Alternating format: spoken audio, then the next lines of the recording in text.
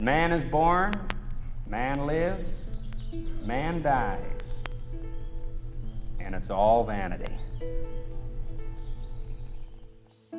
We spoke in the last video somewhat haphazardly about the causes of suffering being reducible to the desire for and aversion to entities which aren't real.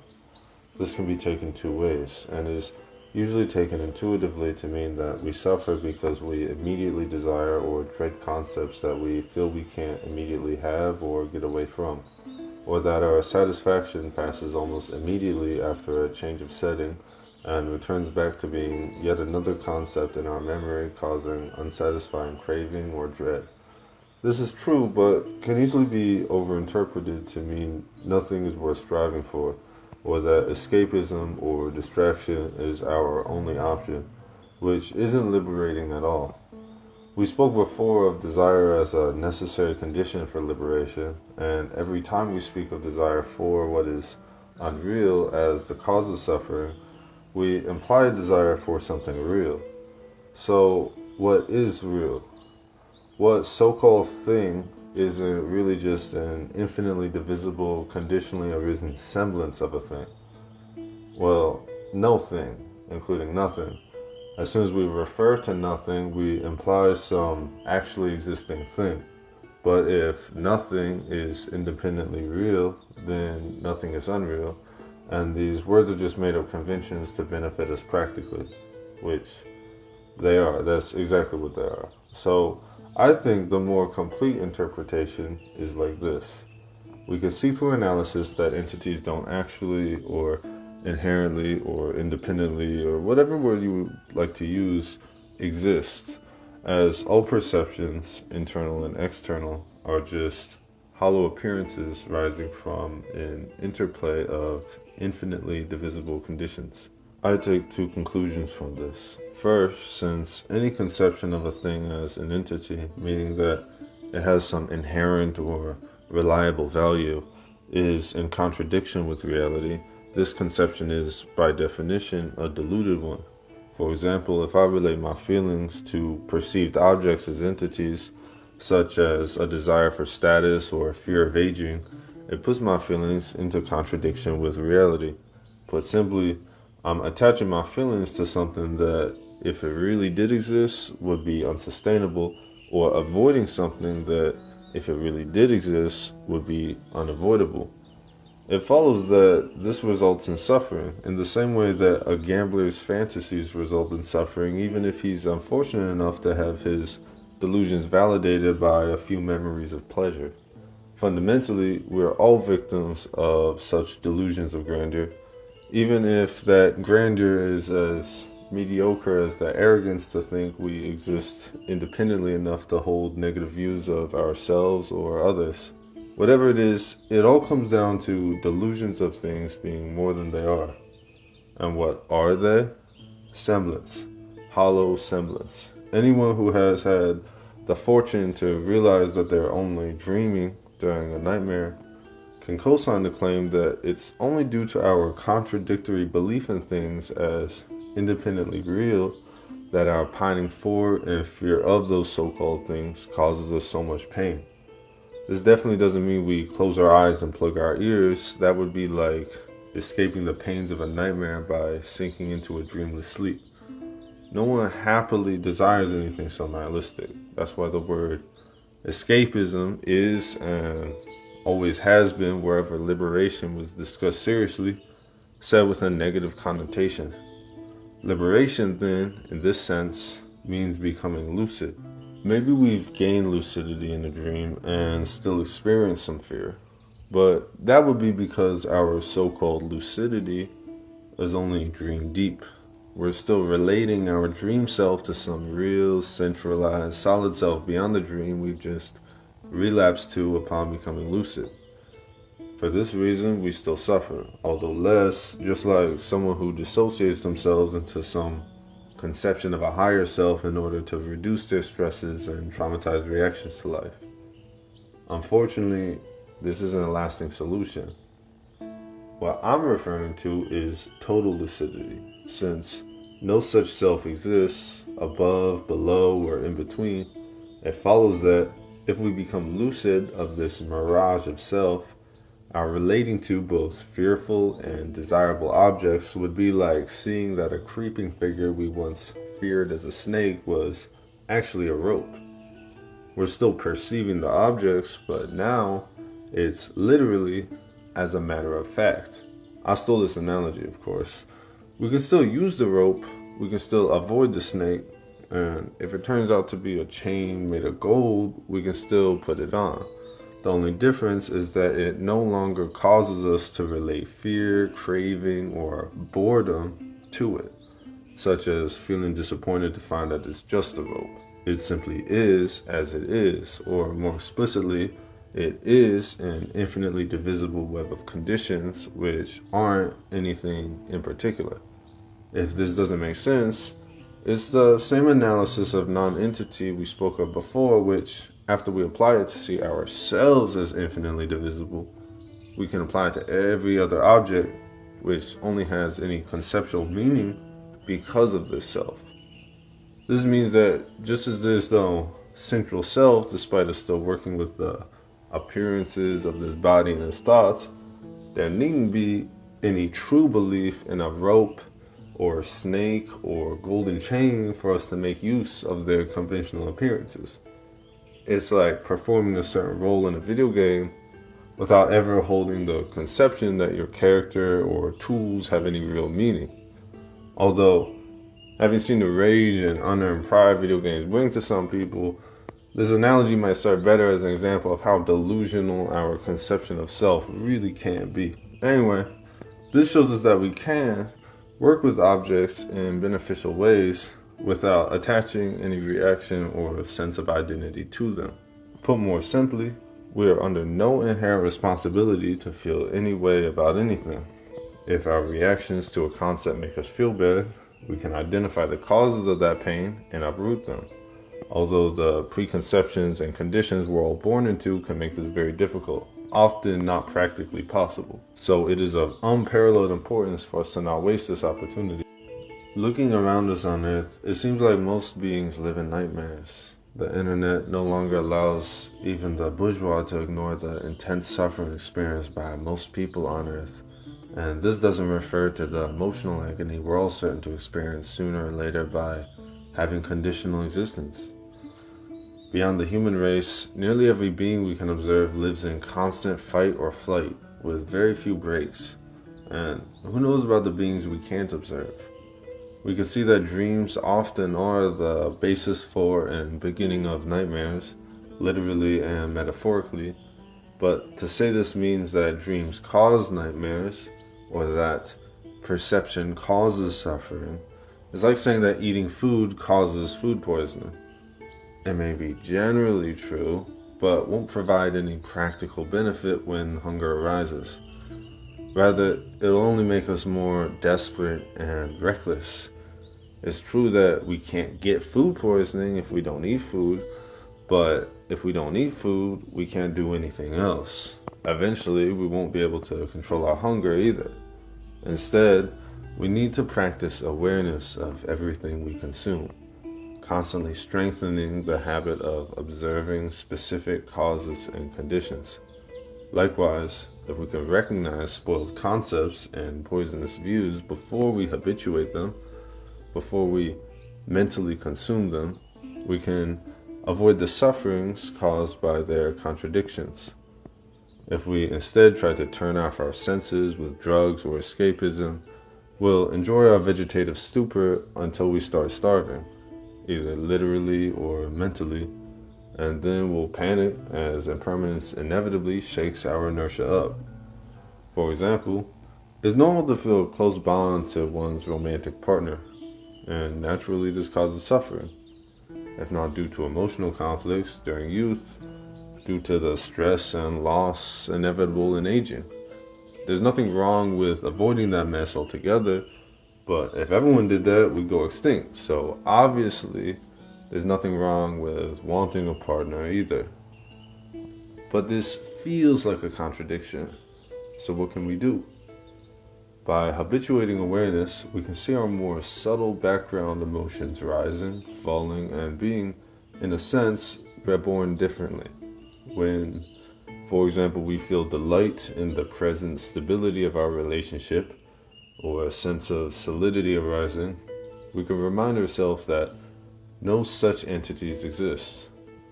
This relationship is good today due to my partner and I mutually conditioning it every day. Maybe this makes us feel grateful, maybe anxious. We can try to observe these feelings neutrally for now, as neither of them are helping us recognize our root contradiction. It's like the pain a dentist might cause when poking around to find the root of decay. We can consider how when that mutual conditioning that has made our relationship so good it changes for just a few days, even on one part, we're going to notice, and my current perception of it will cease to be.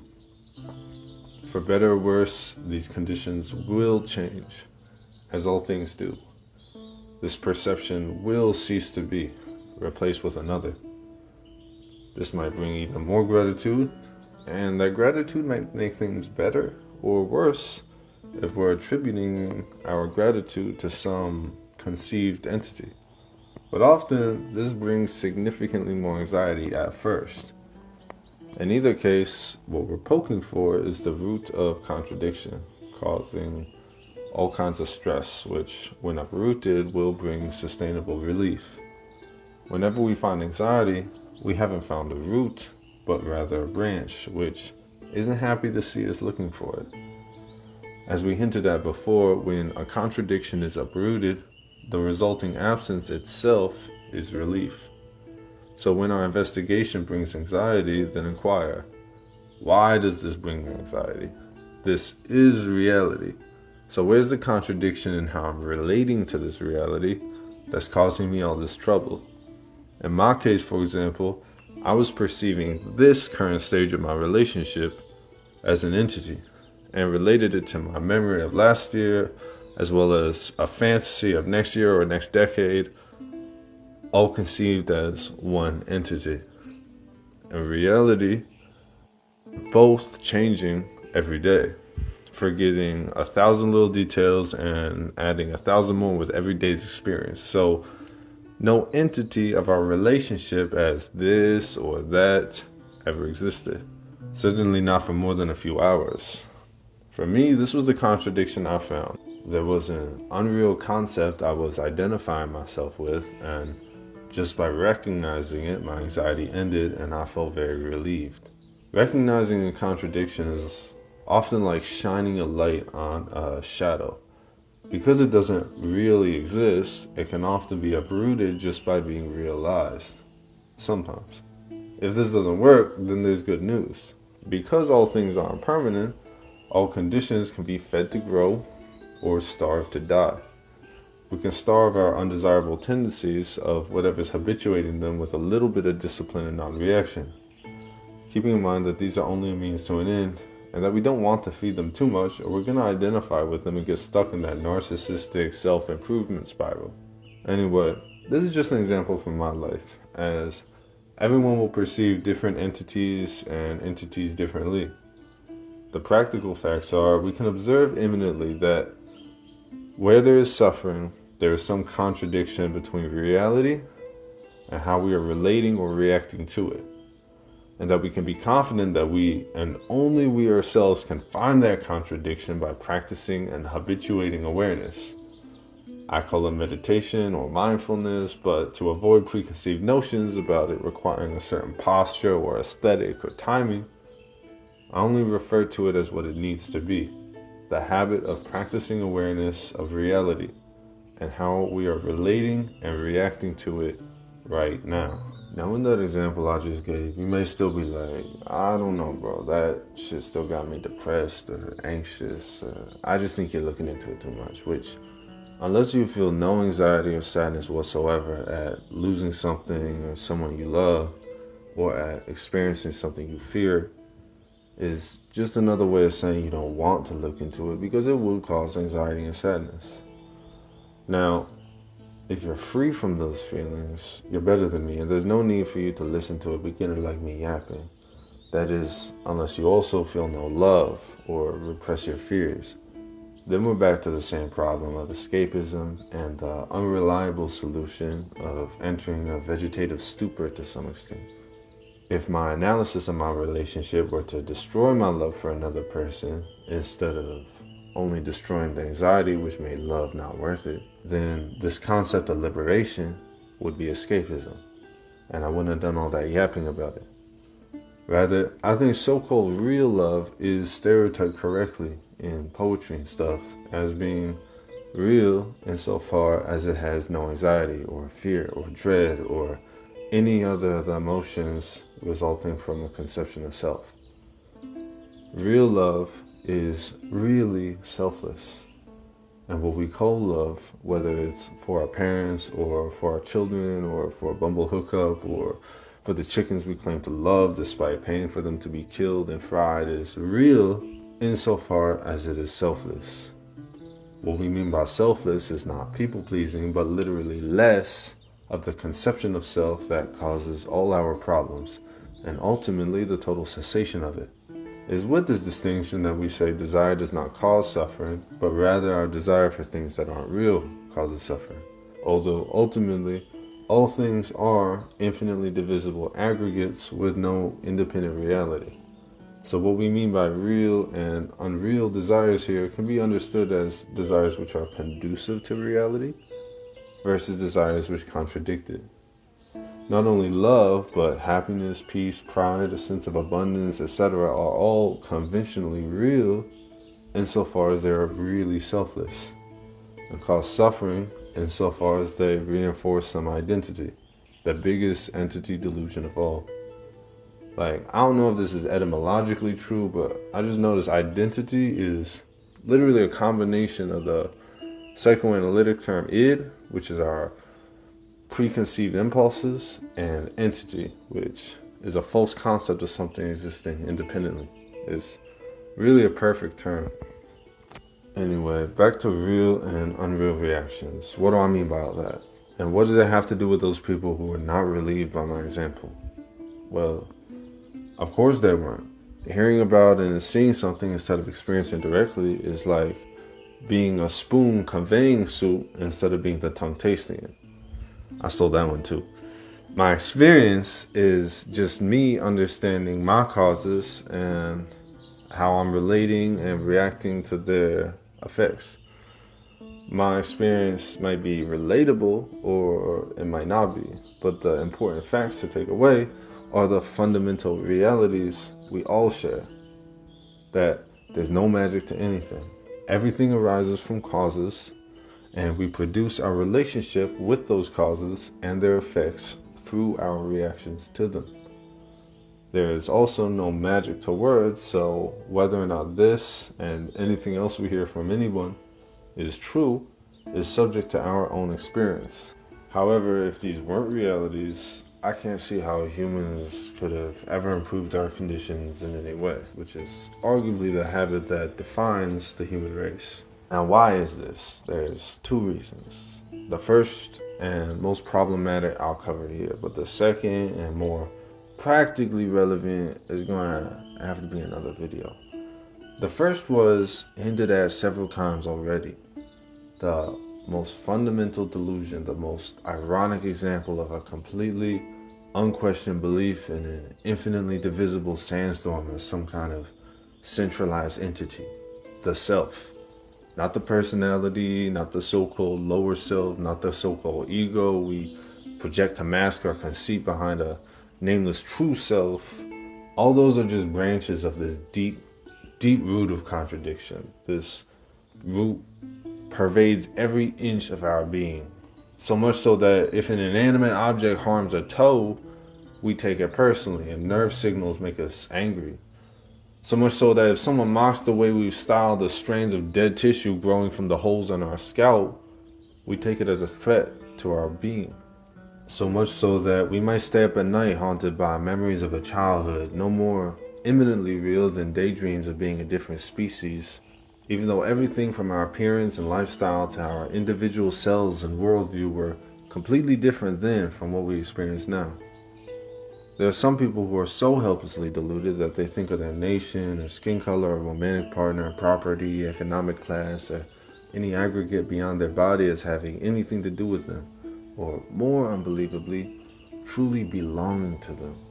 This condition might sound hopeless, but I was like that because I couldn't handle the fear that I felt after losing things I identified with, the effects of causes which could be uprooted.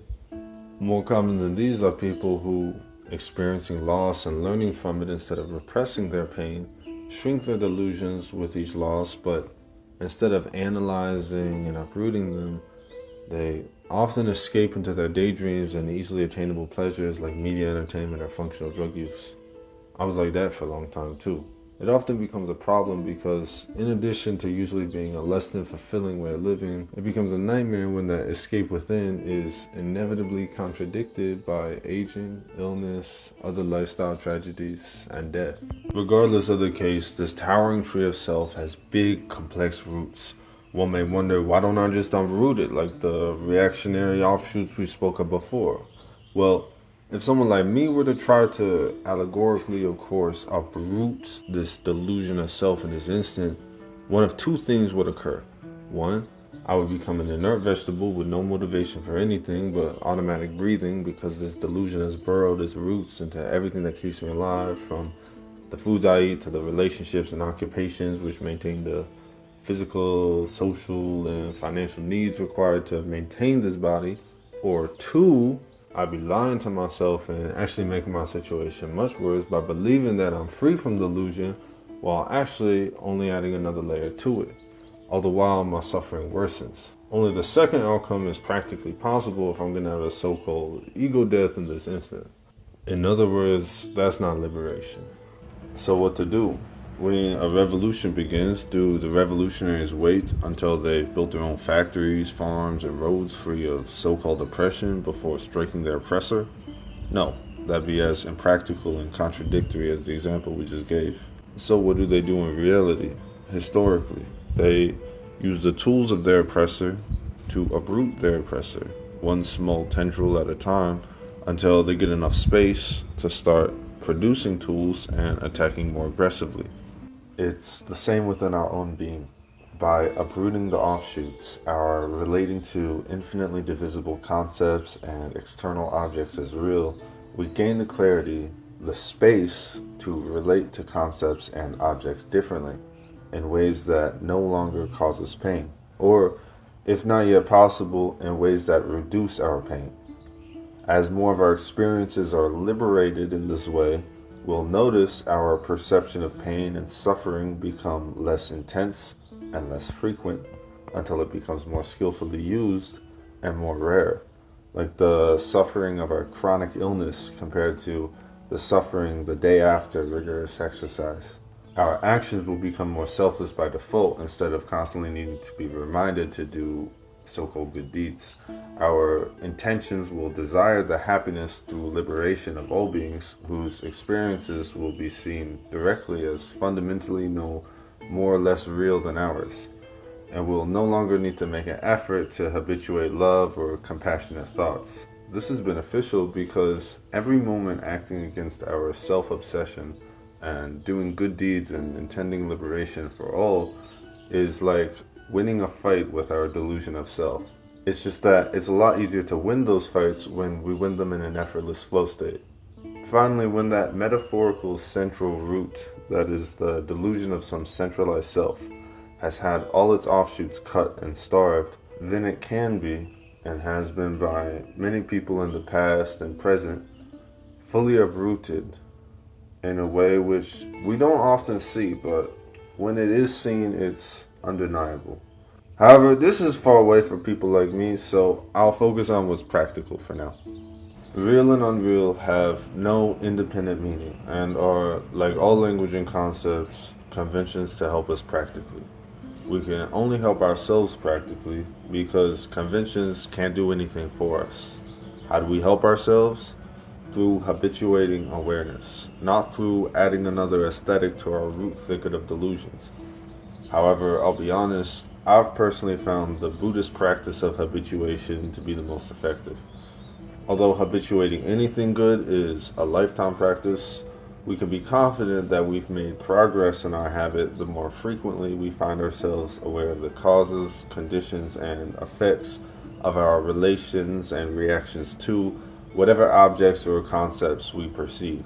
As this becomes more frequent, we'll more frequently experience the immediate cessation of problematic tendencies simply through them being recognized. And we'll be more able to practice discipline and not reaction to the tendencies that need to be starved before we can cut them. As we become more skilled in these habits, our perception of suffering will become significantly more rare and even perceived beneficially as an opportunity to experiment with new methods. Parallel to this, our good tendencies will increase exponentially, which can only benefit us in every other way.